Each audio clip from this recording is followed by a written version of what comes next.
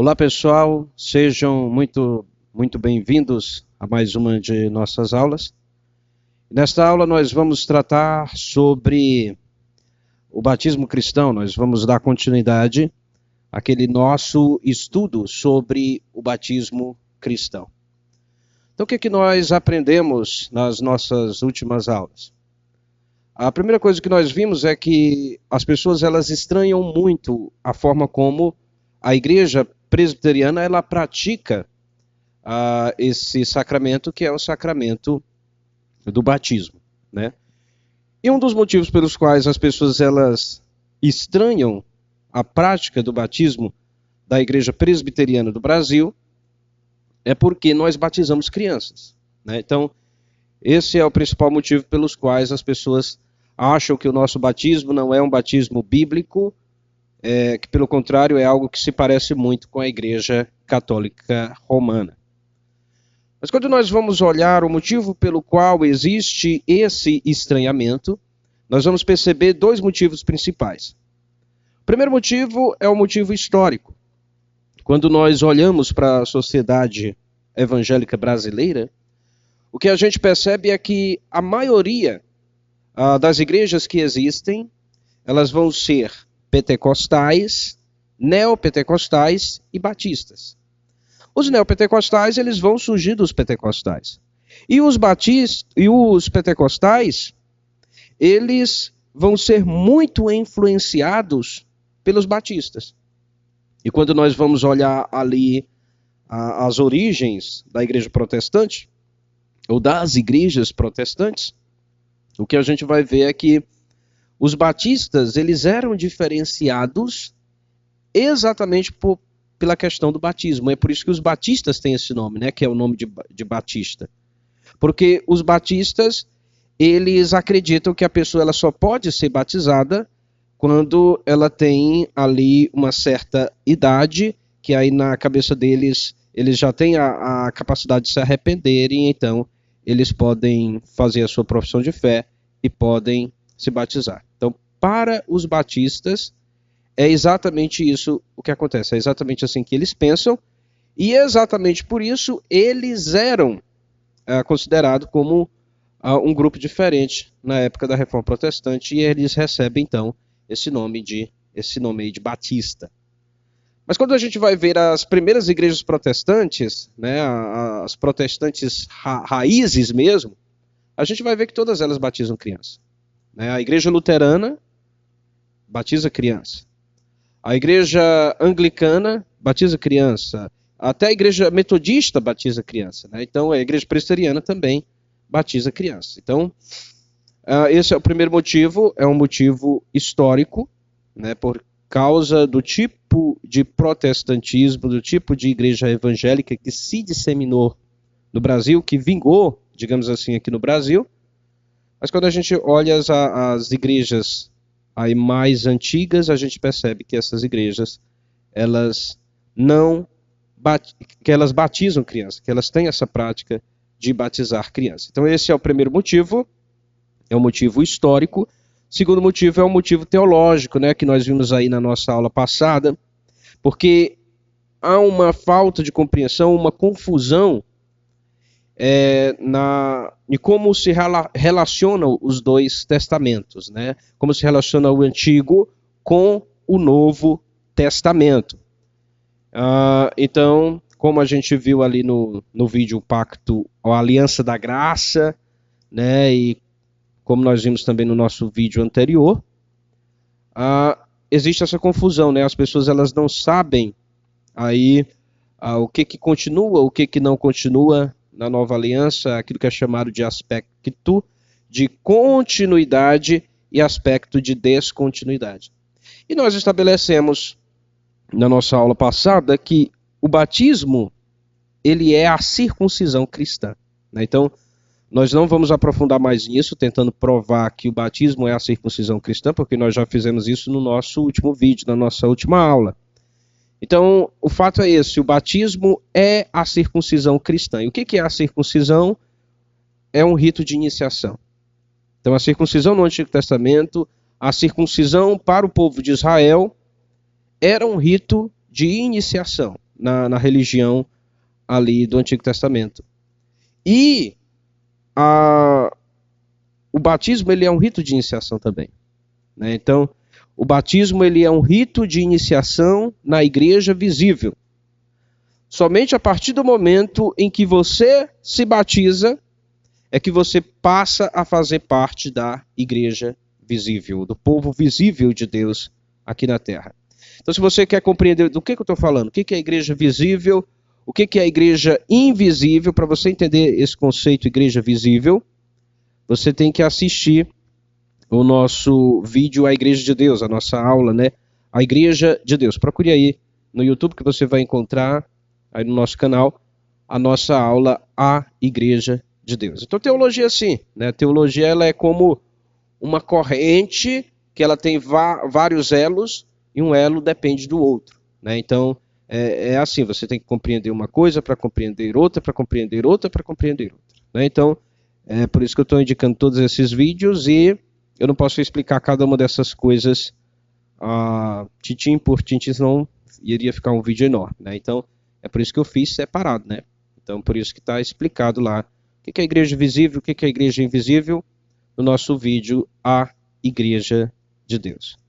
Então, tendo isso em mente, né? Tendo em mente, principalmente aqui, que o batismo, ele é a circuncisão cristã, e que o batismo ele é um rito de iniciação na igreja visível, aí sim agora nós podemos tratar a respeito do batismo infantil, nós podemos tratar a respeito do batismo de criança. Então, com relação às crianças, elas devem ser batizadas? Então essa é a pergunta aqui da nossa aula, a pergunta que nós iremos tentar responder.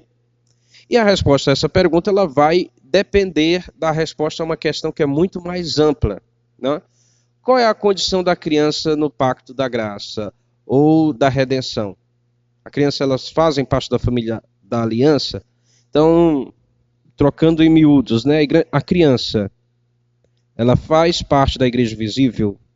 A criança, ela faz parte do povo de Deus aqui na terra?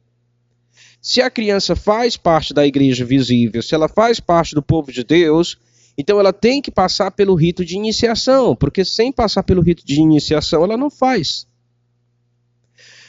Se a criança faz parte, então ela tem que passar pelo rito de iniciação. Se ela não faz, né, se a criança não deve fazer parte da igreja visível, se ela não deve constar no rol de membros de uma igreja, então ela não precisa passar pelo rito de iniciação. Então a pergunta que a gente vai fazer essa pergunta para a Bíblia. A criança, ela deve fazer parte do povo de Deus?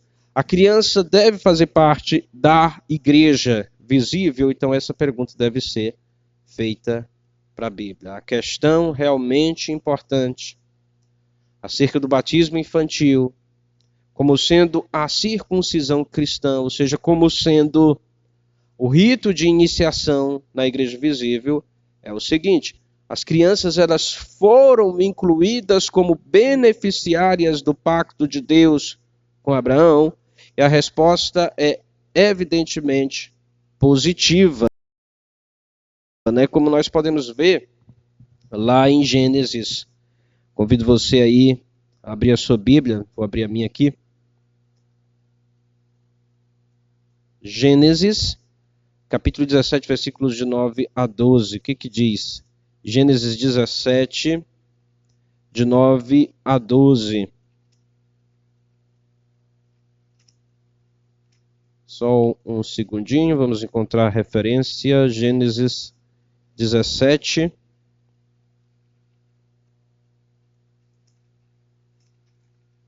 Versículos de 9 a 12. O que diz?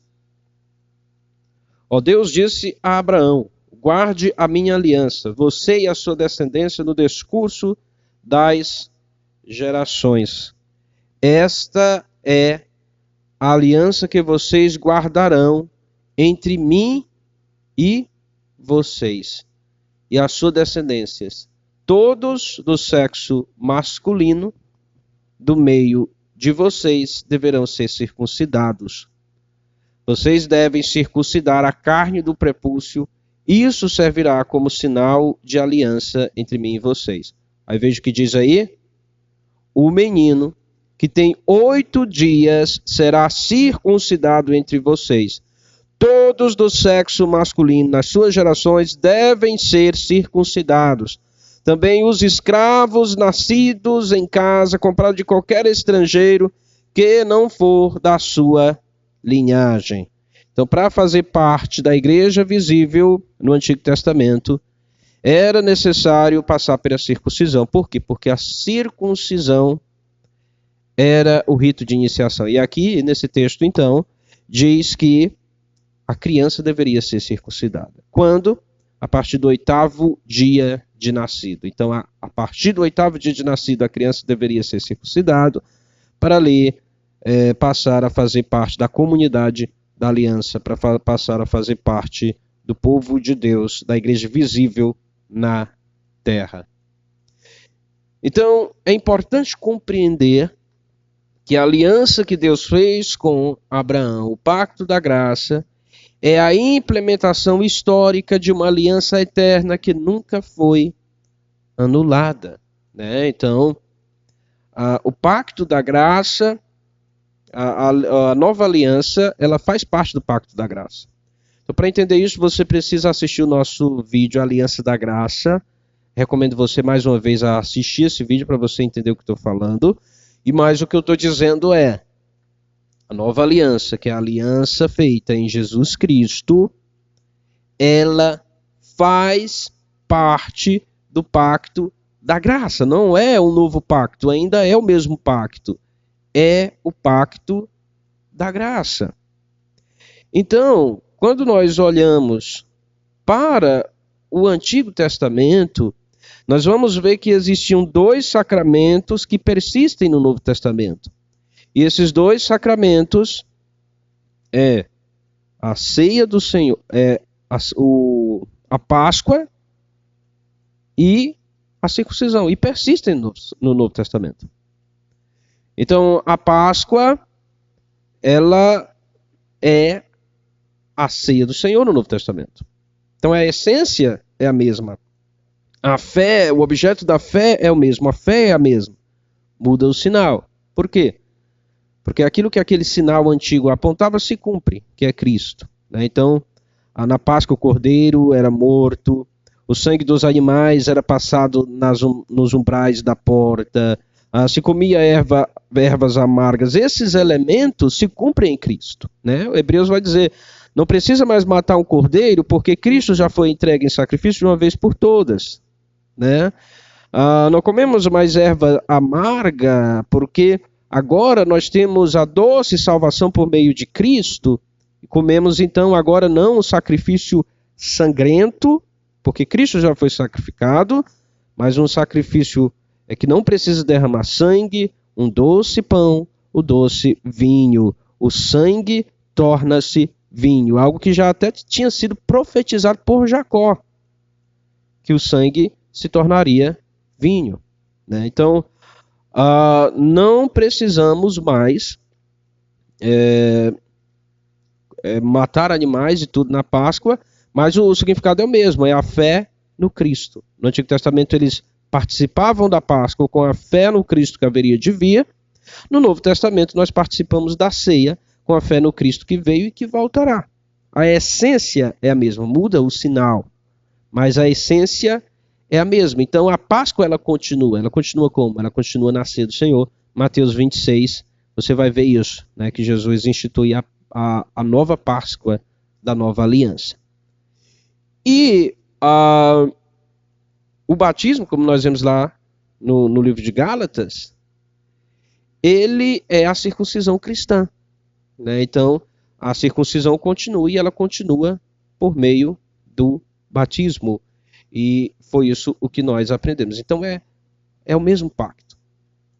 E vai ser esse o argumento do apóstolo Paulo lá em Gálatas 3. Lá onde Paulo vai demonstrar que a lei de Moisés ela não pode invalidar a aliança com Abraão.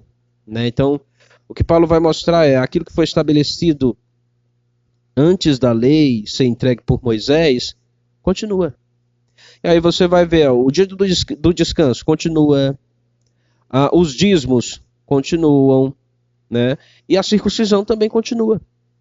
Estabelecido a Abraão, Deus ordenou Abraão circuncidar antes da lei ser dada a Moisés. Então, todas essas coisas, elas ainda continuam. Vamos dar uma pequena pausa aqui, né? Que está passando o carro de som. Vamos aguardar um pouco. Então, passou aí o carro de som. Vamos voltar aqui à nossa aula.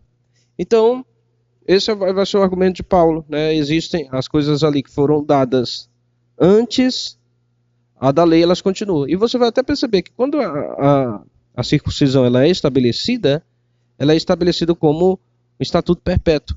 Era algo que deveria ser feito para sempre, né?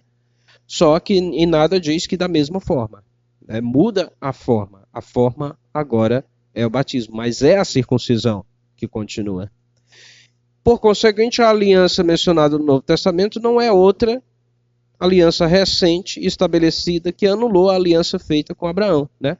Então, quando Jesus ele institui a nova aliança, o termo grego que é utilizado em todo o Novo Testamento para se referir à nova aliança, o termo para novo é kainos, né? No grego é kainos. E, para quem não sabe, no grego existem duas palavras para novo. Existe o neos, é um novo que tem um sentido de inédito, né? Algo que nunca aconteceu e agora está acontecendo. E existe o kainos. O kainos é novo no sentido de algo renovado. É uma coisa que já existia, mas agora ganha novos aspectos. Então, um exemplo, uma pessoa que se converte. A Bíblia vai dizer que ela é kainos criatura, nova criatura. Mas essa pessoa já existia, né? Ela só agora foi renovada, restaurada. Por isso que se diz nova criatura. Mas um bebezinho, quando é concebido no ventre de sua mãe, ele seria neos criatura. Por quê? Porque ele não existia e agora ele passa a existir. Então a palavra utilizada para nova aliança é kainos. O que indica?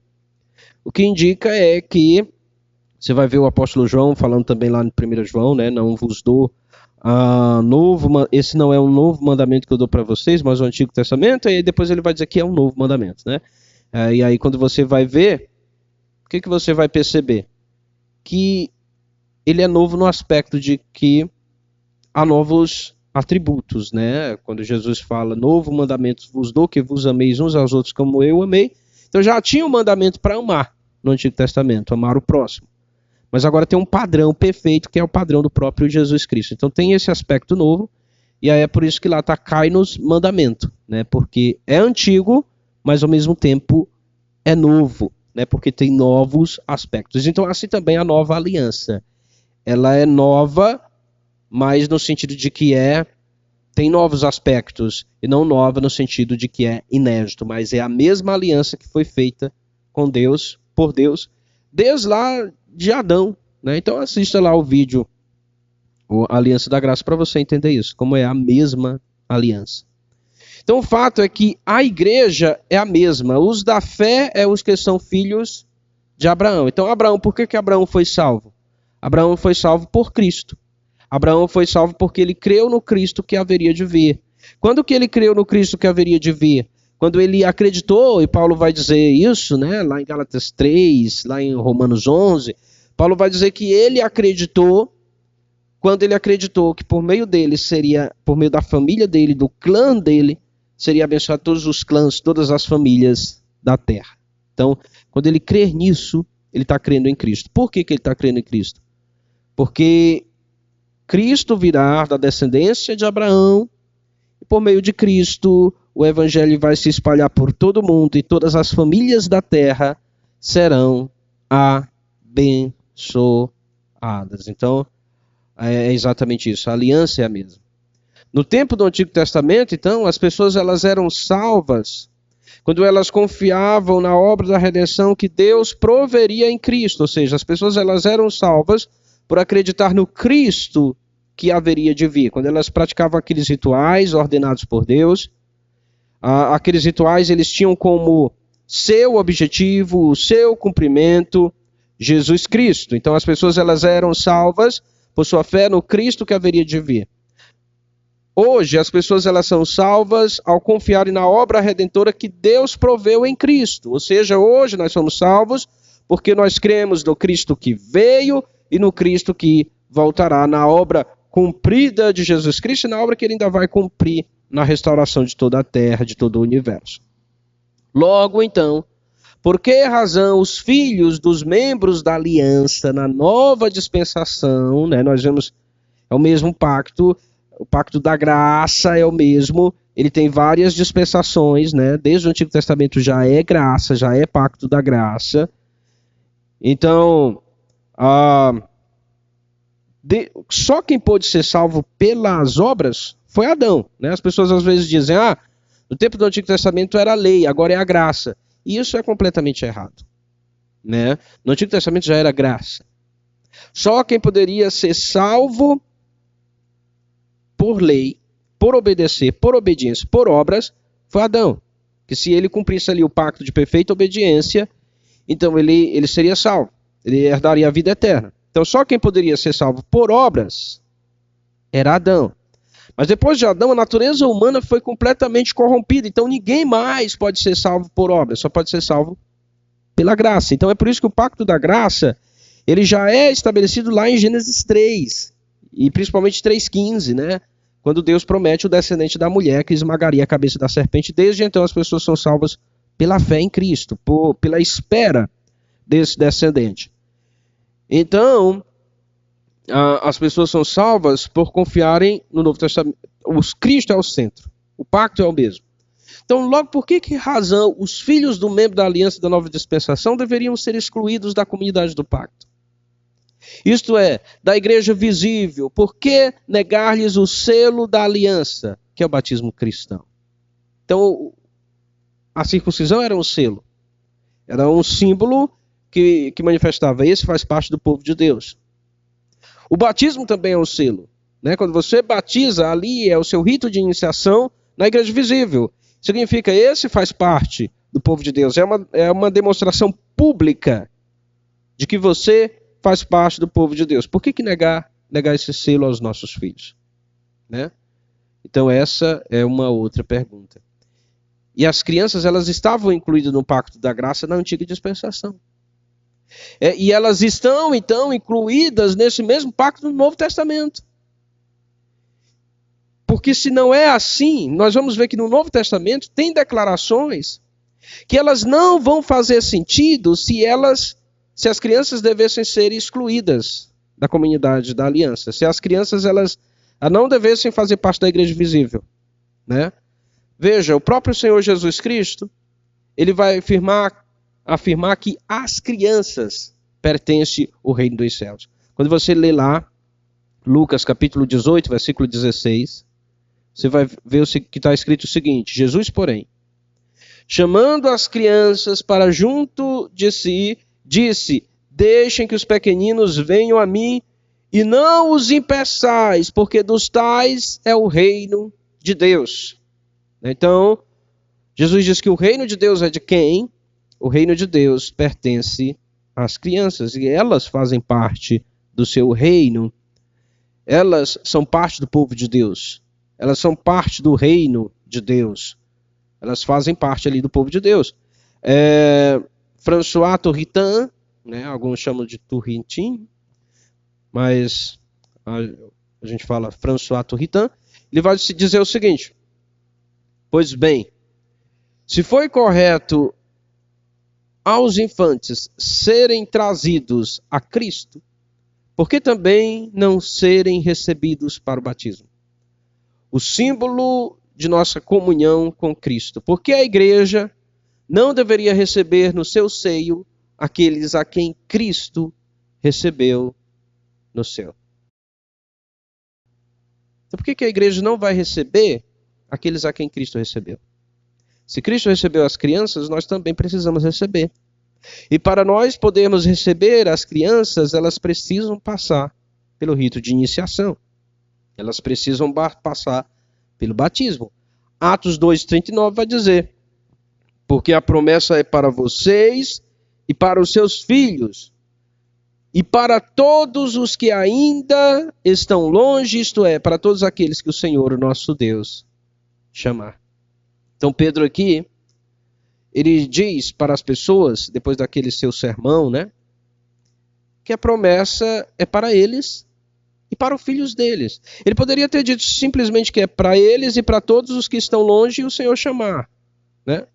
Ele falaria tudo o que ele queria falar, assim. Mas não, ele inclui mais alguma outra coisa. Ele inclui que é para eles e para os filhos deles. Então, os filhos deles, as crianças, elas também deveriam ser batizadas. É até esse é o título que o Paulo Anglada vai utilizar aqui para o nosso livro texto, né? Para vós e para os vossos filhos.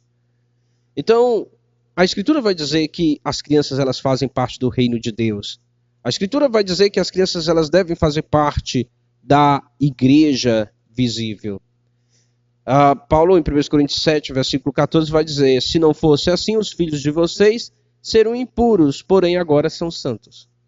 Então, o que Paulo está dizendo aqui? Né, Paulo está dando aquele conselho ali sobre uma mulher, por exemplo, que era casada com um homem não crente. E Paulo diz para a mulher permanecer, por quê? Porque os filhos são santos. Então Paulo ele diz que os filhos dos crentes são santos. A palavra santo ela tem o significado de separado. Alguém que é separado. O povo de Deus é santo porque é um povo separado do mundo para o Senhor. Então, os filhos dos crentes são santos. Ou seja, eles fazem parte do povo de Deus, eles fazem parte da igreja. Existem também exemplos implícitos da prática do batismo infantil nas páginas do Novo Testamento, quando casas ou famílias inteiras eram batizadas. Então as pessoas vão dizer assim: não tem nenhuma criança sendo batizada no Novo Testamento. Não? Tem sim. Não tem explicitamente, mas tem implícito. Quando o quê? Quando famílias inteiras eram batizadas. O texto do Novo Testamento está cheio de exemplos de famílias inteiras sendo batizadas. O que significa isso? Significa que as crianças também eram batizadas. Então, há vários exemplos de crianças sendo batizadas no Novo Testamento. Você vai ver ali no caso de Lídia, no caso do carcereiro de Filipos, no caso de Estéfanas, e vários outros casos que vão mostrar onde famílias inteiras foram batizadas. Isso significa que as crianças também foram batizadas. Atos 16, versículos 14 a 15 vai dizer: certa mulher chamada Lídia, da cidade de Tiatira, vendedora de púrpura, temente a Deus, nos escutava. O Senhor lhe abriu o coração para que estivesse atenta ao que Paulo dizia. Depois de ser batizada, ela e toda a sua casa, nos fez este pedido: se julgam que sou fiel ao Senhor, venha ficar na minha casa, e nos constrangeu a isso. Então,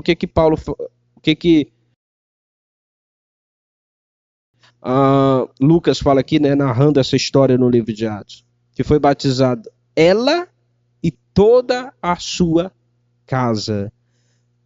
Não foi somente algumas pessoas de sua casa, não foi somente algumas pessoas de sua família, né? Na Bíblia, casa tem também esse significado de família, né? Então não foi somente algumas pessoas de sua família, foram todas. Todas as pessoas de sua casa. E naquela época, as famílias tinham vários filhos, tinham várias crianças. E era comum haver muitas crianças na família. E diz que todas foram batizadas. Não fala assim: foi batizado só adultos, com exceção das crianças. E é muito estranho que, se as crianças não devessem ser batizadas, deveriam ter exemplos assim.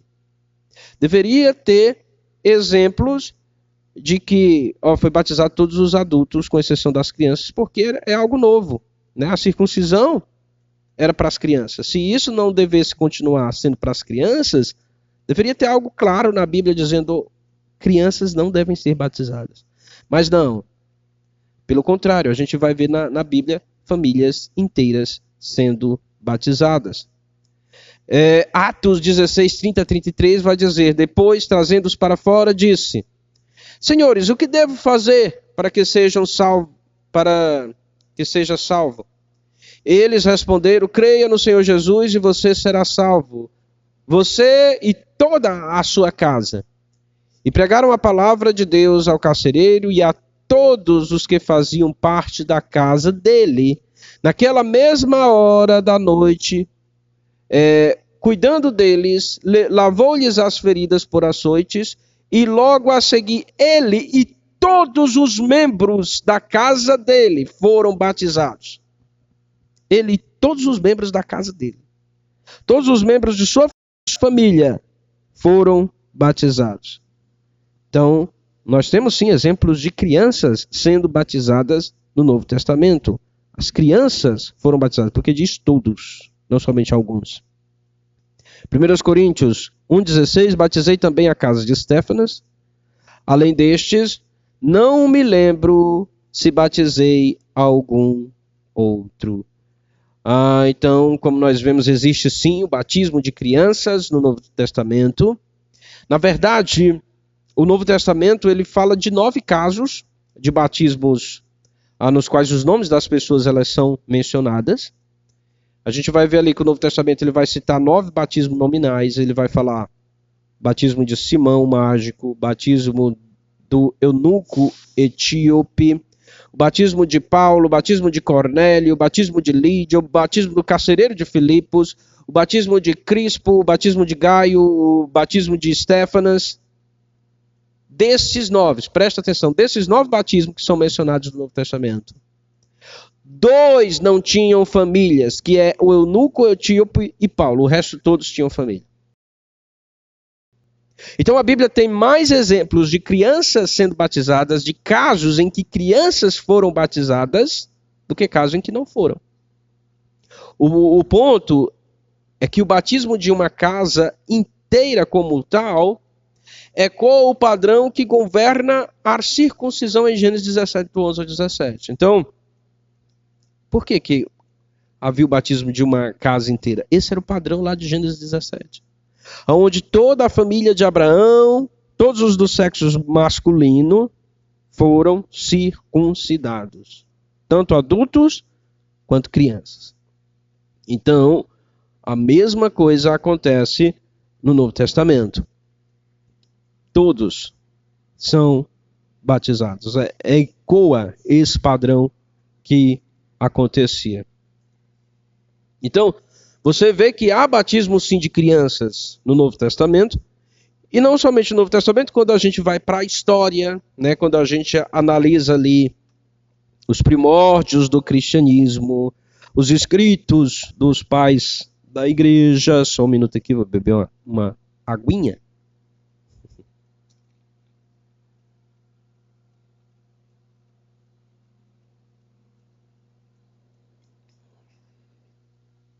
Garganta estava... Vamos lá.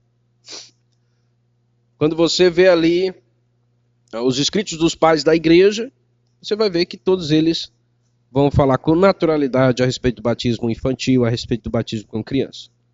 Tertuliano, ali que viveu entre os anos 60 e 230. Veja, os pais da igreja eles são substitutos dos apóstolos.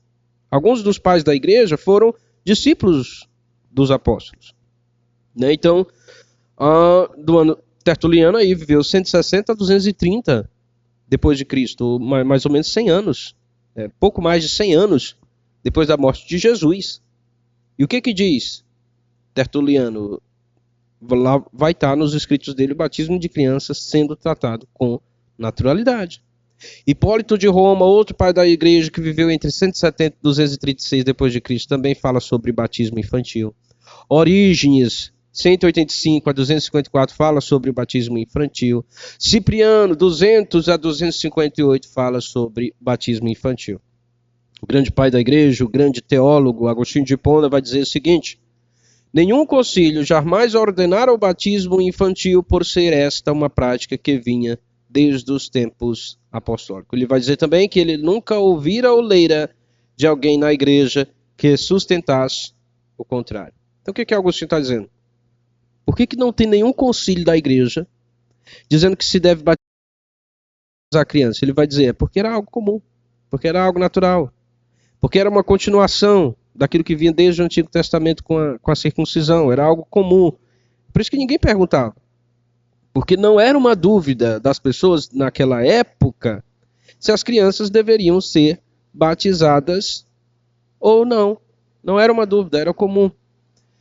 No Concílio de Cartago, para a gente perceber o quanto que isso era comum, o Concílio de Cartago, o Concílio de Cartago, ele recebeu uma consulta se era lícito batizar crianças antes de 8 dias de nascido. O que significa que a prática do batismo infantil, a partir do 8º dia, era algo comum. Então, batizar crianças, começou a chover agora, batizar crianças era algo tão comum que as pessoas elas estavam perguntando se era lícito batizar antes de 8 dias. Né? Porque batizar com 8 dias já era algo que acontecia naturalmente. E quando você vê, é o padrão de Gênesis. É o padrão lá da circuncisão, que circuncidava no 8º dia de nascido. Então, as evidências históricas vão apontar para isso. Deus se relaciona salvífica e judicialmente, não apenas com indivíduos, mas ele relaciona-se também com famílias. É isso que nós vamos ver na Bíblia. Deus não é um ser individualista, ele relaciona-se com famílias. Nós vemos ele se relacionando com Adão e sua família, nós vemos ele se relacionando com Noé e sua família, nós vemos ele se relacionando com Abraão e sua família, com Moisés e sua família, com Davi e sua família. Então, Deus, ele não se relaciona apenas com indivíduos, ele relaciona-se também com famílias. Então, é isso que nós vemos sobre o batismo cristão, né? O batismo cristão, ele inclui também o batismo de crianças. Nós vemos isso desde quando o batismo ele tinha uma outra forma, que era a circuncisão, então no Antigo Testamento. Nós vemos isso no Novo Testamento e nós vemos isso também na história da igreja. Vamos terminar aqui, que começou a chover, daqui a pouco vai maior as coisas, o maior equipamento. Então vamos terminar só dando uma prévia daquilo que nós vamos ver na próxima aula. O que nós vamos fazer na próxima aula? Na próxima aula, a gente vai responder algumas objeções que são levantadas contra o batismo infantil. Quais são essas objeções? Primeira delas, não existe mandamento bíblico explícito para batizar crianças. Então você vai ver, tem um mandamento implícito, tá ali implícito que as crianças eram batizadas, mas não tem nada explícito, assim, ó, batizai as vossas crianças. Não tem nada disso. Então é uma objeção que as pessoas levantam e que nós vamos responder. Outra objeção, não existem exemplos claros de batismo infantil no Novo Testamento. Então não tem lá, tem esse exemplo implícito que nós vimos, mas não tem lá, o João tinha 10 anos ou 8 dias de nascido e foi batizado. Não tem isso, né? A gente vai responder essa objeção também. Outra objeção muito comum que as pessoas fazem, Jesus só foi batizado aos 30 anos de idade, então as pessoas também só devem ser batizadas grande, né? Será que isso é só com 30 anos também? Então vamos lá. Essa é uma outra objeção.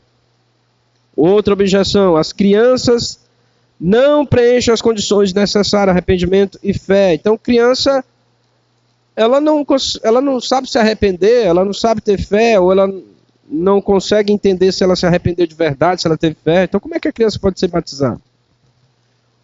Outra coisa que as pessoas falam, dedicar ou apresentar a criança não é mais bíblico do que batizá-la, né?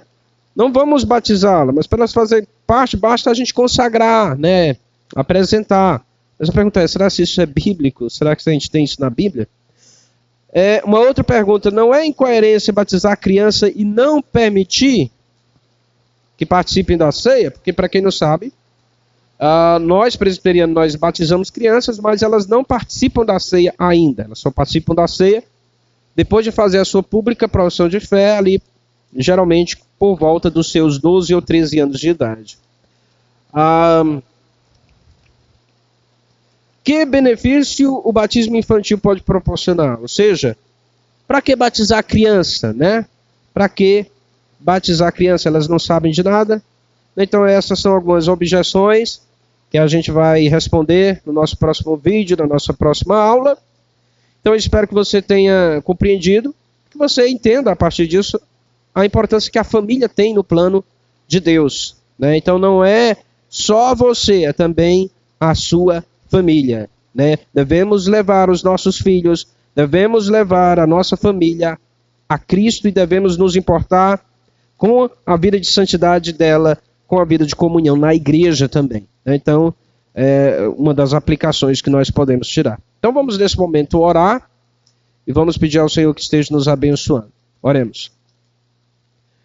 Ó grande Deus, Criador dos céus e Criador da terra, te peço, Senhor, que o Senhor, eu espero que o Senhor tenha feito os nossos irmãos compreenderem, que teu Espírito tenha agido na mente e no coração deles, e te peço que o Senhor não os habilite somente a compreendê-los, mas também a colocar em prática aquilo que nós aprendemos aqui, a entender o que é o batismo, a batizar as suas crianças quando tiverem, e a levar a sua família a ti, a te conhecer, ter amor pela sua família e se preocupar com a espiritualidade da família.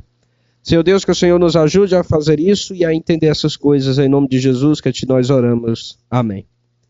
Então que Deus abençoe a cada um de vocês, que Deus esteja protegendo a cada um de vocês e até a nossa próxima aula.